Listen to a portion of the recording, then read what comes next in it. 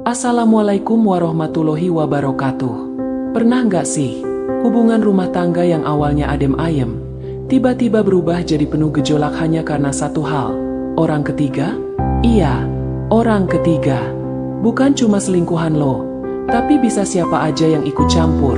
Mertua, teman, tetangga, bahkan sahabat yang terlalu dekat.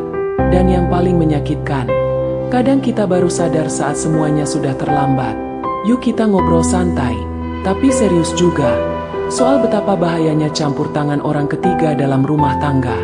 Ini bukan sekadar cerita, tapi kenyataan yang banyak dialami pasangan di luar sana. Bahkan gak sedikit yang berujung cerai, hanya karena tidak bisa mengelola campur tangan pihak luar. Awal dari kehancuran rumah tangga seringkali bukan masalah besar, cuma salah paham kecil, atau beda pendapat soal hal sepele. Tapi saat orang ketiga mulai ikut campur, memperkeruh suasana, dan bikin pasangan jadi saling curiga, disitulah masalah sebenarnya dimulai. Contohnya gini, seorang istri curhat ke temannya soal suaminya yang akhir-akhir ini lebih sibuk kerja. Temannya dengan entengnya bilang, "Hati-hati loh, siapa tahu dia ada yang deketin di kantor." Nah, kalimat itu, yang kelihatannya sepele, bisa jadi racun. Padahal suaminya kerja lembur buat nabung masa depan. Tapi karena bisikan orang luar, pikiran istri jadi kacau.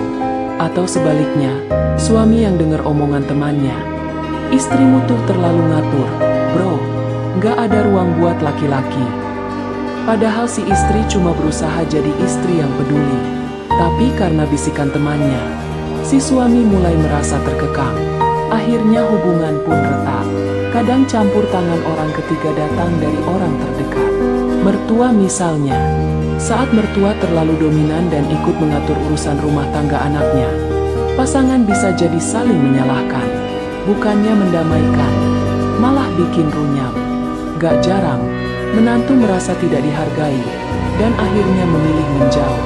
Yang lebih ngeri lagi kalau orang ketiga itu hadir dalam bentuk selingkuhan. Awalnya hanya obrolan ringan di media sosial, lalu jadi terbiasa saling sapa. Akhirnya muncul rasa nyaman yang semestinya hanya untuk pasangan. Inilah ujian terberat.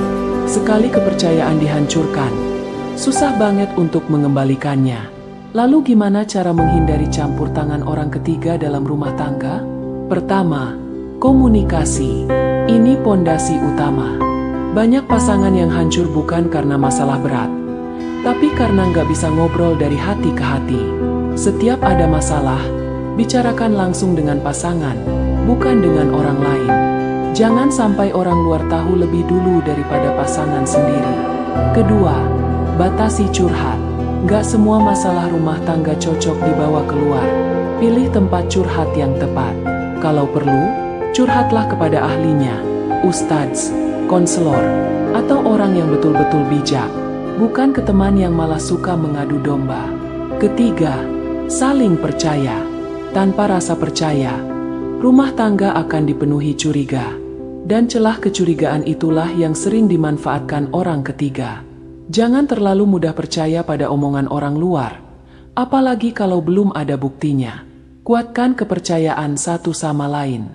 Keempat, punya prinsip. Rumah tangga itu urusan dua orang, bukan tiga.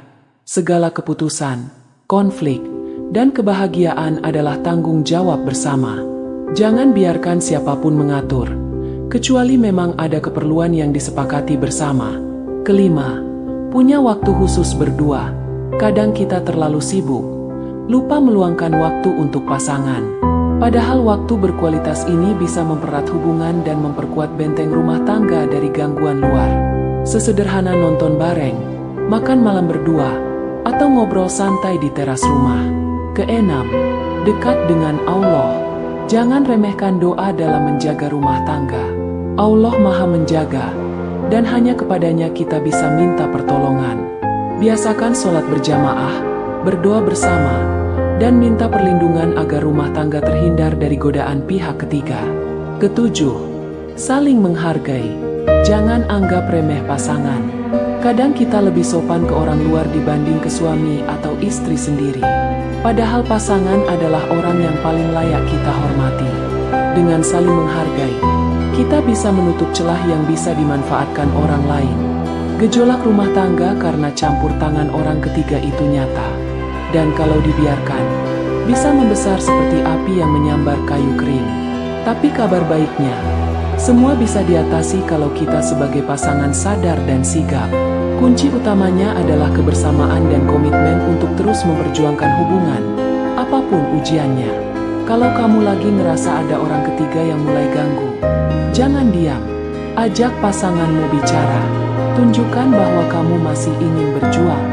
Jangan menyerah hanya karena ada yang mencoba merusak. Ingat, kamu dan pasanganlah yang paling tahu bagaimana suka duka perjalanan kalian. Jangan biarkan siapapun mengaburkan itu. Kadang, orang ketiga hadir karena ada celah. Tugas kita adalah menutup celah itu. Bukan dengan marah-marah, bukan dengan menyalahkan, tapi dengan membenahi diri dan hubungan. Perkuat cinta, bangun kepercayaan, dan jaga komunikasi. Dan yang paling penting, jangan pernah lelah untuk saling mencintai. Karena cinta itu bukan hanya rasa, tapi keputusan. Keputusan untuk tetap memilih pasanganmu setiap hari, meski ada ujian dan luka. Itulah yang bikin rumah tangga jadi kuat dan tahan terhadap gangguan apapun dari luar. Semoga kita semua bisa menjaga rumah tangga dari campur tangan orang ketiga, dan bisa membangun hubungan yang hangat, saling percaya, dan penuh berkah. Wassalamualaikum warahmatullahi wabarakatuh.